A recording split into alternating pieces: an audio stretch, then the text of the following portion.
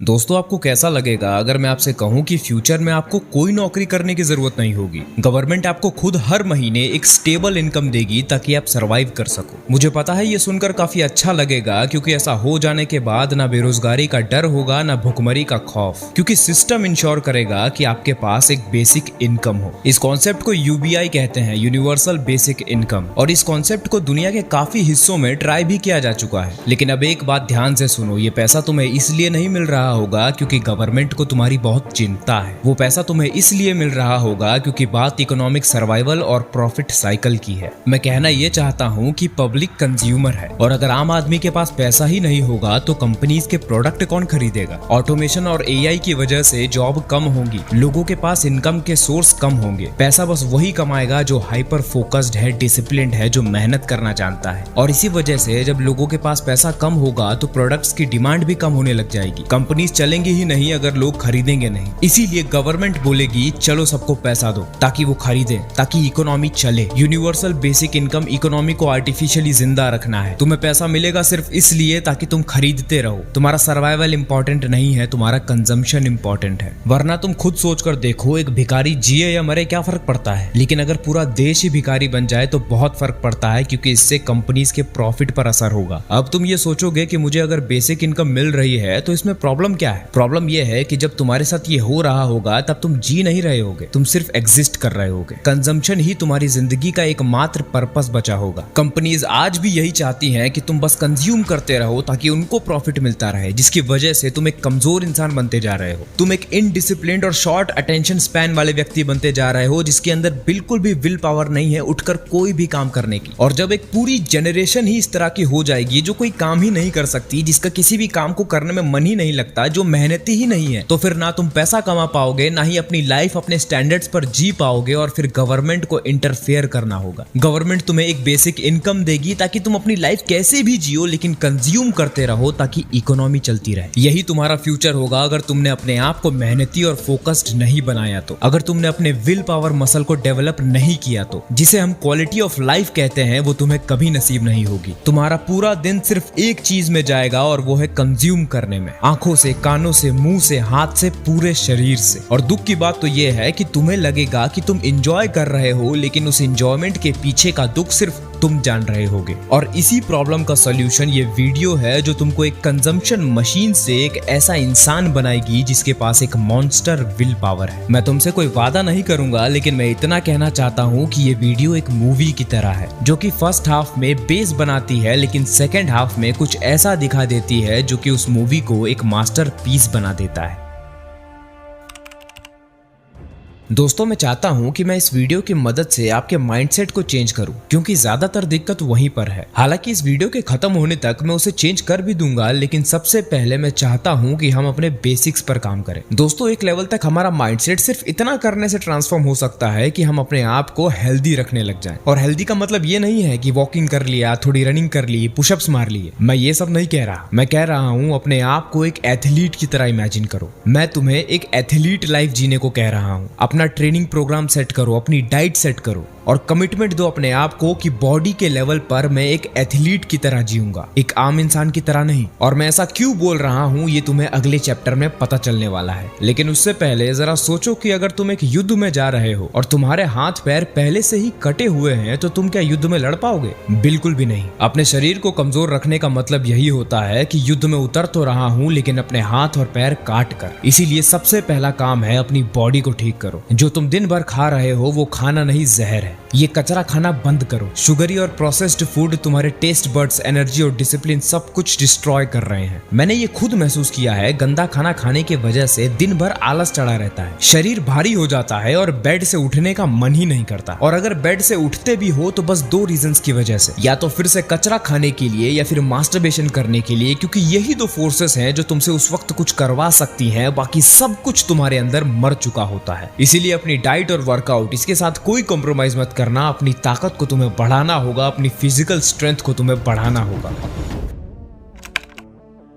दोस्तों पिछले चैप्टर में मैंने कहा था कि बॉडी के लेवल पर तुम्हें एक एथलीट की तरह जीना है। मैंने ऐसा इसीलिए बोला क्योंकि ऐसा करने के बाद तुम हारना अफोर्ड नहीं कर पाओगे। मैं ऐसा इसीलिए बोल रहा हूँ कि जब तुम अपने आप को एक आम इंसान से अलग मानने लगते हो तो फिर तुम वो हरकतें भी नहीं करते जो एक आम इंसान करता है। एक आम इंसान के लिए किसी भी चीज का क्या मतलब होता है, किसी भी काम को वो कैसे करता है, वो हर एक काम को मीडियोकर लेवल पर करता है। आम इंसान का मतलब ही यही होता है, मीडियोक्रिटी। ऐसे लोगों के मुंह से तुम कुछ इस तरह की बातें सुनोगे कि भाई मुझे बॉडी नहीं बनानी, मुझे बस फिट होना है, मुझे कोई टॉप वॉप नहीं करना, मुझे तो बस पास होना है, भाई बस एक नौकरी मिल जाए, पैसा आने लग जाए, बस मेरी लाइफ सेट हो जाएगी। ये हरकतें तो मीडियोकर ही करता है, लेकिन अगर इसकी नौकरी लग गई तो उसके बाद यही इंसान EMI पर आईफोन लेकर अपने आप को मीडियोकर से ऊपर का दिखाता है। ये लोग मेहनत पर कम और दिखावे पर ज्यादा विश्वास करते हैं। एक मीडियोकर इंसान का माइंडसेट होता है कि मैं समाज का एक छोटा सा हिस्सा हूँ और मुझे वही करना है, उतना ही करना है जितना सोसाइटी में नॉर्मल है। नॉर्मल बॉडी, नॉर्मल इच्छाएं, नॉर्मल उम्मीदें, नॉर्मल माइंडसेट, नॉर्मल लोगों के साथ रहना, नॉर्मल नौकरी, नॉर्मल शादी, नॉर्मल जिंदगी। इस नॉर्मल इंसान की जिंदगी के थोड़े करीब जाओगे तो तुमको इसकी जिंदगी में नशे दिखाई देंगे, थोड़े और करीब जाओगे तो उस नशे के अंदर दुख दिखाई देगा। लेकिन अब वो इंसान जो टॉप 1% में आने का दम रखता है, उसकी जर्नी की शुरुआत भी इसी दुख से होती है। लेकिन उसमें फर्क ये होता है, या फिर ऐसा कहें कि उसमें क्वालिटी ये होती है कि उसमें अपनी हालत को लेकर सेंसिटिविटी बहुत ही ज्यादा होती है और वो अपने आप से बहुत ही ज्यादा प्यार करता है। और जब वो ये देखता है कि मीडियोकर रहकर दुख से आजादी नहीं मिल रही तो फिर उसी दिन से हम उसके अंदर बहुत बड़ा बदलाव देख पाएंगे। पहले दिन हम ये देख पाएंगे कि जिन भी चीजों को वो आज तक टालता आ रहा था, जिन भी चीजों के बारे में वो सोच रहा था कि मुझे ये चीजें करनी है, उसने उन सारी चीजों को करने की शुरुआत कर दी है। एक हफ्ते बाद हम देख पाएंगे कि वो हर एक टास्क को कंसिस्टेंटली परफॉर्म कर रहा है, उसने एक भी दिन की छुट्टी नहीं ली। एक महीने बाद हम देखेंगे कि उसकी बॉडी में, उसके माइंडसेट में कुछ बदल चुका है। अगर तुम इस वक्त उस व्यक्ति के पास जाओगे और पूछोगे कि क्या चीज है जो तुझे इतनी ताकत दे रही है, तो वो कहेगा कि मुझे बस जीतना है, मुझे अपने पूरे दिन को जीतना है और इस वक्त मैं जिस लेवल पर आ गया हूँ मैं नीचे नहीं गिरना चाहता, मैं फिर से वही पुरानी जिंदगी नहीं जीना चाहता। जो भी काम मुझे इस वक्त पता चला है कि ये काम है जो मुझे करना है, ये वो काम है जो मुझे मेरी हाईएस्ट पोटेंशियल तक पहुंचाता है, मैं उस काम में अपना पूरा प्यार डाल दूंगा, चाहे वो कितना भी मुश्किल काम हो। ये तो उस इंसान की क्वालिटी हो गई जो जीत रहा होगा।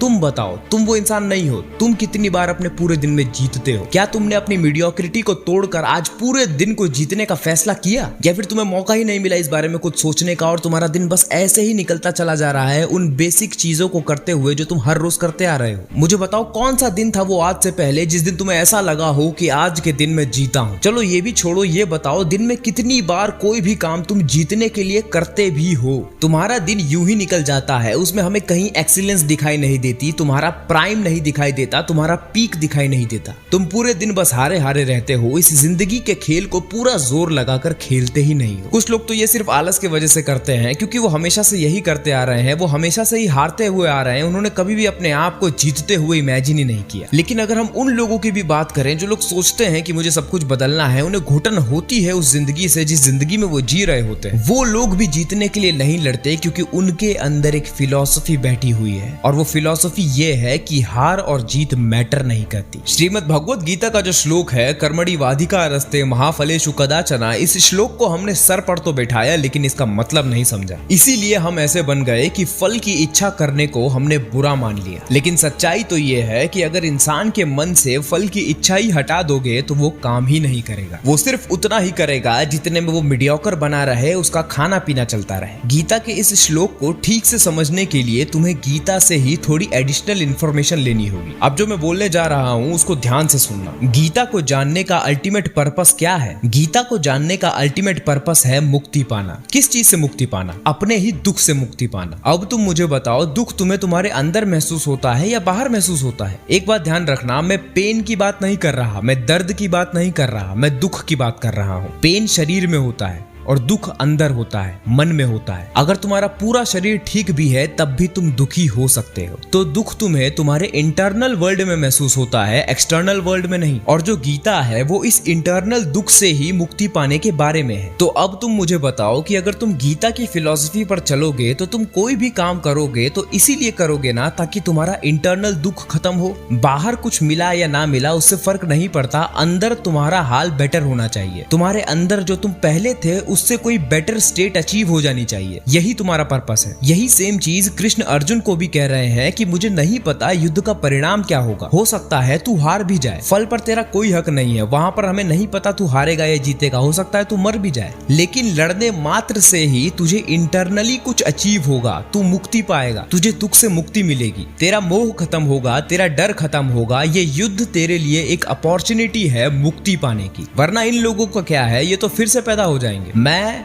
तू और ये सभी लोग कल भी थे, आज भी हैं और कल फिर पैदा हो जाएंगे। तू लड़ने पर ध्यान दे, तू जीतने पर ध्यान दे। तो इस पूरी बात को कहने का मेरा मतलब ये है कि तुम जो कुछ कर रहे हो वो इंटरनली कुछ अचीव करने के लिए कर रहे हो, इंटरनली एक बेटर इंसान बनने के लिए कर रहे हो, ताकि तुम अपने अंदर जिस नर्क में जी रहे हो उस नर्क से बाहर आ सको। तो ये जो श्लोक है ये एक कॉन्टेक्स्ट में कहा गया है। जब दुख से मुक्ति की बात करते हैं तब ये श्लोक कहता है कि जो सही है वो करो, बाहर तुम्हें इससे क्या मिलता है फर्क नहीं पड़ता, क्योंकि जो कर रहे हो वो अंदर कुछ पाने के लिए है। बाहर मत ढूंढो क्या मिला, अंदर हुआ है जो हुआ है। बट इसी श्लोक को अगर हम बाहर फिट करेंगे तो काम खराब हो जाएगा, क्योंकि अगर तुम्हें पैसे की जरूरत है तो बिना पैसों की इच्छा करे पैसा कैसे आएगा। हमें सरवाइव करने के लिए, अच्छी क्वालिटी ऑफ लाइफ जीने के लिए जिन चीजों की जरूरत होगी उसकी इच्छा किए बिना वो चीजें कैसे आएंगी। यहीं पर हमने गलती की कि हमने ये कहा कि नहीं नहीं नहीं, मैं तो कृष्ण की बात मानूंगा, मुझे वो चीज मिले या ना मिले मुझे फर्क नहीं पड़ता, मैं सिर्फ करने पर ध्यान दूंगा। और इसी वजह से हम जीतते नहीं हैं, हम बस उतना ही करते हैं जितने में हम मीडियोकर रह जाते हैं। अगर तुम्हें इस दुनिया के अंदर, इस मटेरियल वर्ल्ड के अंदर कुछ चाहिए तो उसकी इच्छा भी करनी होगी और उसको पाने के लिए अपना पूरा जोर भी लगाना होगा और जीत के दिखाना होगा। आखिर में वो चीज भी तो तुम अपने दुख से आजाद होने के लिए ही कर रहे हो ना, भले ही वो चीज मटेरियल वर्ल्ड में कर रहे हो, लेकिन उसका असर तुम्हारे अंदर होगा। तुम अंदर से खुश होगे जब तुम्हारे पास सारी सुविधाएं होंगी, जिन सुविधाओं की वजह से तुम एक बेहतर जिंदगी जी पा रहे हो। लेकिन बात यह होती है कि उसका एक लेवल होता है, एक लेवल तक मटेरियल सक्सेस अचीव करने के बाद काम हमें अपने अंदर ही करना होता है। नेचर का तो ये रूल है कि रिजल्ट्स पर तुम्हारा कंट्रोल नहीं है, लेकिन जितनी भी चीजें तुम्हारे कंट्रोल में है वो करनी है, उसमें तुम्हें अपनी जान लगानी होगी। लेकिन अब तुम्हारा सवाल आ सकता है कि अगर मैं हार गया तो इसका जवाब है कि वाह, मीडियोकर लाइफ जीने वाला अपने नशों का जुगाड़ कर ले रहा है, अपने मजे का, खाने का, पीने का जुगाड़ कर ले रहा है, और तुम जो अपना पूरा दिन जीत की भक्ति में लगाते हो वो हार जाएगा।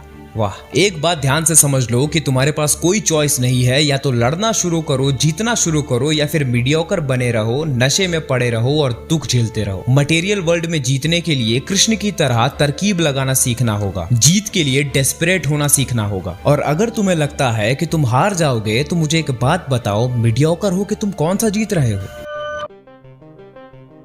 अब जो चीज मैं तुम्हें बताने जा रहा हूँ वो तुम्हारे विल पावर को 100x तक बढ़ा देगा, इसीलिए इस बात को ध्यान से समझना। 1978 में एक एक्सपेरिमेंट हुआ था जिसका नाम था द रैट पार्क एक्सपेरिमेंट। इस एक्सपेरिमेंट में चूहों को 2 केजेस में रखा गया था। पहले केज में एक चूहे को रखा गया था जिसमें उसे 2 वाटर बॉटल्स दी गई थी। पहली बॉटल में प्योर पानी था, लेकिन दूसरी बॉटल में मॉर्फिन मिलाया हुआ था जो कि एक हाईली एडिक्टिव ड्रग है। उसके बाद चूहे को जब कुछ समय तक ऑब्जर्व किया गया तो ये देखा गया कि जो चूहा है वो सिर्फ एडिक्टिव ड्रग वाला पानी पी रहा था और उसके ओवरडोज से वो मर गया। अब दूसरे केज में चूहे को एक लार्ज ओपन स्पेस दिया गया जिसका नाम रखा गया द रैट पार्क। उस केज के अंदर एक साथ बहुत सारे चूहे रखे गए, उसमें बहुत सारे टॉयज रखे गए, टनल्स बनाए गए, उन चूहों को अच्छा खाना दिया गया, खेलने की जगह दी गई, लेकिन साथ ही साथ वो 2 वाटर बॉटल्स भी वहां पर रखी गई जिसमें से एक का पानी एडिक्टिव था। अब जब चूहों को ऑब्जर्व किया गया तो देखा गया कि चूहों ने वो एडिक्टिव पानी मुश्किल से छुआ भी नहीं था। यहाँ तक कि उस केज में उन रैट्स को भी रखा गया था जो उस वाटर से पहले से एडिक्टेड थे, लेकिन उन्होंने भी उस पानी को पीना बंद कर दिया। इस पूरे एक्सपेरिमेंट से ये पता चला कि किसी भी एडिक्शन का कारण कोई ड्रग बहुत कम होता है और उस व्यक्ति का एनवायरनमेंट बहुत ज्यादा होता है। तुम कैसे जी रहे हो, कहाँ जी रहे हो, किन लोगों के साथ रह रहे हो, ये बहुत बड़ा कारण है कि तुम अपनी लाइफ में कैसे फैसले लोगे, एडिक्टेड रहोगे या फिर आजाद जियोगे। सीधी सी बात है, अगर तुम्हें तुम्हारे एनवायरनमेंट से खुशी नहीं मिलेगी, बोर्डम मिलेगा, जिंदगी का कोई मीनिंग नहीं मिलेगा, तो तुम कहीं और वो चीजें ढूंढोगे। और डरने की बात ये है कि तुम्हें अपना मन बहलाने के लिए कोई ना कोई ड्रग मिल ही जाएगा। ये सेम बात मैंने अपने ई बुक के 2nd चैप्टर में और भी ज्यादा डिटेल में बताई है। वो पूरी ई बुक मैंने एडिक्शन के ऊपर बनाई है। उस ई बुक के 6 चैप्टर्स आपकी पूरी जिंदगी को आपके सामने खोल कर रख देंगे और किसी भी तरह के एडिक्शन जैसे कि पॉर्न, मास्टरबेशन, अल्कोहल, सिगरेट, किसी भी तरह के एडिक्शन को टैकल करने में आपकी मदद करेंगे। अगर आप उस ई बुक को पढ़ना चाहते हो तो इस वीडियो के बाद जाके पढ़ सकते हो, लिंक डिस्क्रिप्शन में मिल जाएगा। तो जैसा कि मैंने बताया कि एडिक्शन एनवायरनमेंट पर ज्यादा डिपेंड करता है, और इसी बात को जब मैंने और भी ज्यादा डीपर लेवल पर समझा तो मुझे एक बहुत ही इंटरेस्टिंग चीज रियलाइज हुई और मेरा एक बिलीफ टूट गया। वो बिलीफ ये था कि मुझे किसी की जरूरत नहीं है, मैं अकेला ही ठीक हूँ, मैं अकेले ही अपनी हाईएस्ट पोटेंशियल तक पहुंच सकता हूँ। लेकिन मैं गलत था। मैं कैसे गलत था ये इस रैट पार्क एक्सपेरिमेंट ने भी प्रूव किया, और मैंने भी अपने ऊपर एक्सपेरिमेंट किया तो मैंने देखा कि मैं बहुत ही इजीली डिसिप्लिन रह पा रहा हूँ। और यही वो चीज है जो तुम्हें भी करनी होगी, जो तुम्हारी मेहनत को आसान बनाएगी, या कह लो तुम्हारे विल पावर को 100x तक बढ़ा देगी। तो मैंने वही किया जो उस रैट पार्क एक्सपेरिमेंट में हुआ था। पहले मैं अपने आप को अकेला इमेजिन करके ही सब कुछ करता था। मेरे पास ऐसा कोई नहीं था मैं जिसकी तरफ देखूं और कहूं कि मुझे इसके जैसा बनना है। सेम जो उस रैट के साथ हो रहा था, उसे तो एक केज में रखा गया था, लेकिन मैंने अपनी एक केज अपने दिमाग में ही बना ली थी, जिसकी वजह से मैं कितना भी विल पावर लगाऊं मैं हार जा रहा था। 1 हफ्ता 2 हफ्ता मैक्स, उसके बाद back to same addicted life. अब ये वो पॉइंट है जब मुझे थ्योरी पूरी की पूरी पता है, मुझे पजल्स के पीसेस सारे मिल चुके हैं, मुझे इस एक्सपेरिमेंट के बारे में भी पता था, मुझे पता है कि मुझे अकेले नहीं ऐसे लोगों के साथ रहना चाहिए जो अपनी जिंदगी में फाड़ रहे हो। लेकिन मेरे आसपास तो ऐसा कोई नहीं था, बल्कि उनके बीच में मैं ही एक था जो कुछ कर रहा था। तो पजल का ये लास्ट पीस सही जगह पर नहीं लग रहा था, इसीलिए सब कुछ बदल नहीं रहा था। लेकिन मैंने कहा कि आगे तो बढ़ना ही है, इसीलिए काम शुरू करते हैं। जिम के साथ कंसिस्टेंट होना शुरू करते हैं, कंटेंट पर काम करना शुरू करते हैं। ऐसे समझो कि वो उस केज में बैठा हुआ चूहा अकेले ही अपने आप को बदलना शुरू कर रहा है। उसके पास सबसे नजदीकी ऑप्शन एडिक्टेड होने का अभी भी है, लेकिन वो अपने विल पावर का इस्तेमाल करके अपने आप को उससे दूर रखकर काम कर रहा है। लेकिन जैसा कि मैंने आपको बताया था, ये चीज ज्यादा देर तक चलेगी नहीं। जैसे ही तुम थोड़ा बहुत भी डिमोटिवेटेड महसूस करोगे, लो महसूस करोगे, वो एडिक्शन तुम्हें अपनी तरफ खींच लेगा। इसीलिए ये बहुत ज्यादा जरूरी है कि तुम अपना एनवायरनमेंट चेंज करो। मेरे पास ये सब नहीं था, लेकिन फिर भी मुझे करना तो था ही, इसीलिए मैंने अपने आप से कमिटमेंट की कि मुझे 2025 में अपनी बेस्ट बॉडी बनानी है, यूट्यूब पर बेस्ट कंटेंट कंसिस्टेंटली पब्लिश करना है। बट फिर से वही हुआ, कुछ दिनों बाद ऐसा लग रहा था जैसे मैं टूट जाऊंगा, फिर से उसी एडिक्टेड लाइफ में शिफ्ट हो जाऊंगा। और ये इसीलिए हो रहा था क्योंकि पजल का वो लास्ट पीस जुड़ नहीं रहा था। बट उस पॉइंट पर एक इंसान ने मुझे बचा लिया, उसने मुझे आगे बढ़ते रहने के लिए मोटिवेट किया, उसने मुझे रोज वर्कआउट पूरी जान से हिट करने के लिए मोटिवेट किया, उसने मुझे डाइट फॉलो करने की हिम्मत दी, और उसका नाम था साकेत गोखले। पजल का लास्ट पीस जुड़ चुका था। द रैट पार्क एक्सपेरिमेंट को मैंने अपनी लाइफ में अप्लाई कर लिया था। एक मॉन्स्टर विल पावर पैदा करने का तरीका यही है कि तुम्हें अपने इर्द गिर्द एक ऐसी मिनी सोसाइटी बनानी होगी जिसमें वो लोग होंगे जो तुमसे उस फील्ड में आगे हैं, जीत रहे हैं या संघर्ष कर रहे हैं जिसमें तुम टॉप पर पहुंचना चाहते हो। और जरूरी नहीं है कि वो लोग तुम्हारे साथ होना चाहिए, जैसा कि रैट पार्क में चूहों के साथ हो रहा था। तुम्हें बस उन लोगों से कनेक्टेड रहना है, उनसे सीखना है, और ये चीज रेगुलरली होनी चाहिए। और इसके साथ ही साथ अगर तुम अपने रियल लाइफ में भी कुछ ऐसे लोग ढूंढ लो जो तुम्हारे ही माइंडसेट के हैं, या फिर तुमसे ज्यादा डिसिप्लिन्ड है, तुमसे ज्यादा विल पावर रखते हैं, तो और भी ज्यादा अच्छी बात है। इसमें एक चीज ध्यान रखना कि तुम्हें उन लोगों से जलना नहीं है जो कि मैं अपनी जर्नी में कर रहा था। ईगो बीच में बिल्कुल भी नहीं लाना है जो कि मैं कर रहा था। इसी वजह से मैं किसी को यूट्यूब पर देखता ही नहीं था। मैं उन्हें अपना एक लेंस पहनकर देखता था कि ये इंसान इस वीडियो से कितना पैसा कमा रहा होगा, या उस इंसान को अपने से नीचे मानकर वीडियो देखता था। बट अगर एक बार उस इंसान ने प्रूफ कर दिया कि वो तुमसे ऊपर है, तो चुपचाप उसकी ऊंचाई के आगे अपना सर झुका दो, तभी सीख पाओगे। जिस फील्ड में तुम्हें आगे बढ़ना है उसके लिए एक यूट्यूबर पकड़ लो, और अब तुम्हें उसे अपनी जिंदगी का एक हिस्सा मानना है। जैसे मैंने फिटनेस के लिए साकेत गोखले को पकड़ा है। कंटेंट क्रिएशन में जो माइंडसेट चाहिए, जो कंसिस्टेंसी चाहिए, जो पागलपन चाहिए, वो मुझे चैट टैग में दिखाई देता है। मैं उसका कंटेंट नहीं देखता, but when he talks about his journey और वो किस तरह से यूट्यूब का गेम खेल रहा है, मैं उससे बहुत ज्यादा इंस्पायर होता हूँ। जीरो से हीरो का टाइटल अगर हमको किसी को देना है तो वो हमें मनोज स्मैश को देना चाहिए। 4 साल में उसने जो किया है, मैं उसे देखता हूँ तो मुझे अपने आप पे शर्म आती है, क्योंकि मैंने उसे 4 साल पहले के व्लॉग्स में देखा था। मुझे जिम जाते हुए तब 3 साल हो चुके थे, और उसने तब जिम शुरू भी नहीं किया था, लेकिन आज वो किस लेवल पर बैठा है। जब ऐसे लोगों के साथ तुम अपनी मिनी सोसाइटी डेवलप करोगे, तब जब तुम क्विट करने की सोचोगे तो रियलिटी में तो तुम्हें कोई नहीं देख रहा होगा, लेकिन तुम्हारे ही दिमाग के अंदर ये लोग तुम्हें देख रहे होंगे। ये सब के सब मेरी ही उम्र के हैं, लेकिन मुझसे बहुत आगे हैं। जब मैं इनकी वीडियोस देखता हूँ तो ये लोग मेरे बहानों पर थूकते हैं, क्योंकि वो बहाने इनके लिए बस डिस्ट्रैक्शन है। जहाँ पर मैं अपने आप को कहता हूँ कि मुझे अपने ऊपर इतना हार्ड नहीं होना चाहिए, मुझे इस तरीके से डाइटिंग नहीं करनी चाहिए, मुझे बहुत भूख लग रही है। वहीं पर मनोज कहता है कि जब मैं अपनी कंपटीशन की तैयारी कर रहा था तब मैं जिम भी जा रहा था, भूखा भी रह रहा था और साथ में कंटेंट भी बना रहा था। जब मैं मेहनत कर रहा होता हूँ और डिमोटिवेटेड फील कर रहा होता हूँ तब ये लोग बताते हैं कि जो तू मेहनत कर रहा है वो तेरे हिसाब से 100% है लेकिन हमारे हिसाब से 10% है। इसीलिए अब तुम भी ये रूल याद रख लो। अपनी लाइफ में अपने दिमाग में एक मिनी सोसाइटी बनानी है जिसमें अपने से बेटर लोगों को रखना है, लेकिन जरूरी बात याद रखना कि उन्हें रेगुलरली देखना तो है लेकिन बिना अपनी जर्नी शुरू किए बिल्कुल भी नहीं, वरना तुम गलती ये करोगे कि उनकी जर्नी को अपनी जर्नी बना लोगे और बस उन्हें देखने तक ही रह जाओगे। अपनी जर्नी शुरू करो और उस जर्नी को सपोर्ट करने के लिए एक्सपर्ट्स को देखना शुरू करो और उनसे सीखो। और मैं तुम्हें बता रहा हूँ कि ये चीज स्टेरॉइड्स की तरह तुम पर काम करेगी। इसीलिए मैं चाहता हूँ कि तुम इस वीडियो को अपने किसी एक दोस्त को शेयर करो जो इस वीडियो को जरूर देखेगा ताकि उसकी भी मदद हो।